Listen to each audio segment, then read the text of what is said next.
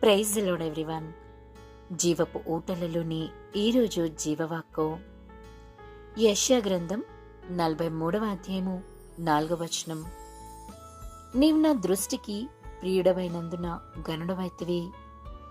నేను నిన్ను ప్రేమించుచున్నాను గనుక నీకు ప్రతిగా మనుషులను అప్పగించుచున్నాను. నీ ప్రాణమునకు ప్రతిగా జనములను అప్పగించుచున్నాను. నీవు నీ దేవుని దృష్టికి ప్రియుడుగా ఉన్నావా? ఆయనకి ప్రియమైన కార్యాలు చేస్తున్నావా? ఆయనని ఘనపరిచే ఘటముగా జీవిస్తున్నావా? అయితే దేవుని దృష్టి నీ మీద ఉంది.